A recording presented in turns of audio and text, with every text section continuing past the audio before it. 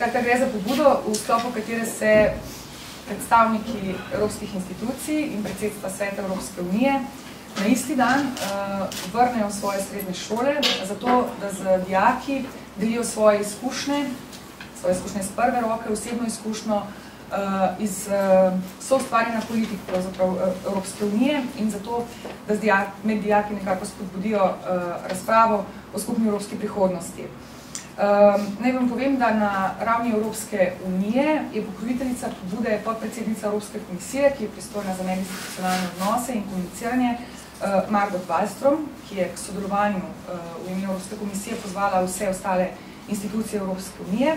V Sloveniji pa sta pokroviteljstvo nad pobudo prevzela minister Zver in pa komisar član Evropske komisije Slovenije, Janez Potočnik, ki sta slovenske predstavnike iz evropskih institucij in pa predstavnike predsedstva Sveta Evropske unije skupaj pozvala, da naj se udeležijo pobude in moram reči, da smo izredno veseli, da je odziv na pobudo izredno velik v Sloveniji. Ampak preden pridem kakšnim številkam, bi mogoče še to povedala, da je bila pobuda prvič izvedena januarja 2007 v času nemškega predsedovanja Evropske unije, nato v drugi polovici lanskega leta tudi na Portugalskem. V Sloveniji pa bomo štafeto prevzeli 31. marca kot zadnja država iz predsedujočega trija,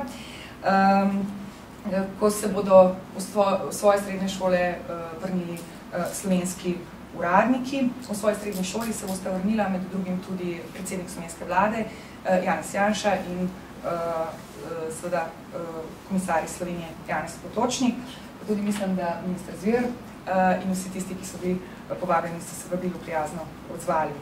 Kot sem že rekla, je bil odziv v Sloveniji izjemen in sicer v projekt se je prijavilo kar 79 slovenskih srednjih šol, ki jih bo obiskalo skupaj 112 predstavnikov evropskih institucij in predsedstva Svetu Evropske unije.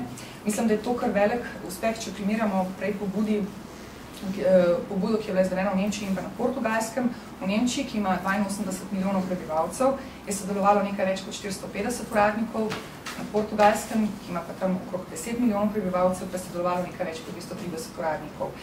Jaz mislim, da to po eni strani kaže na precej pozitiven odnos slovenskega prostora do tovrstnih zadev komunikacijskih, po drugi strani pa to kaže tudi na čedalje večje utrjevanje te pobude, postaja vse bolj priljubljena.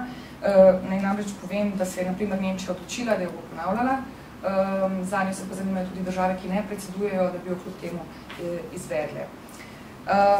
Mogoče bi vam podala še nekaj podatkov o tem, z katerih institucij Evropske unije prihajajo ljudje, ki bodo v pobudi sodelovali.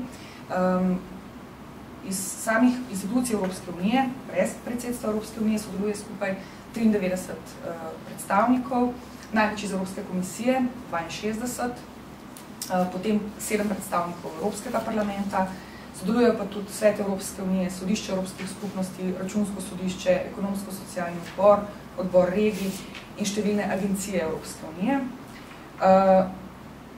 S strani slovenske vlade predsedstva sodeluje 18 predstavnikov, od tega 9 ministrov in 8 državnih sekretarjev.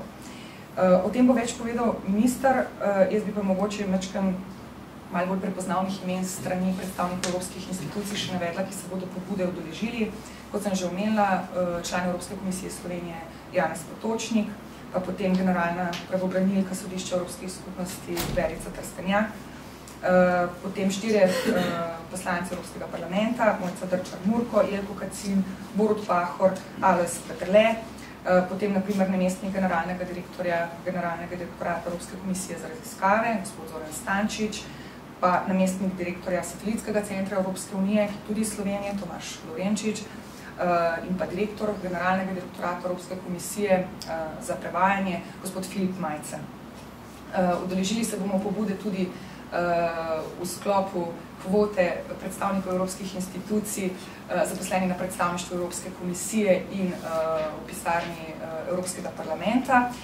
Pobude se bomo udeležila tudi same, se bom z velikim veseljem vrnila v svojo srednjo šolo, ki jo po naključju delim s kolegico iz Evropskega parlamenta in še z 2 ministroma, pa z enim članom kabineta Evropskega komisarja Potočnika.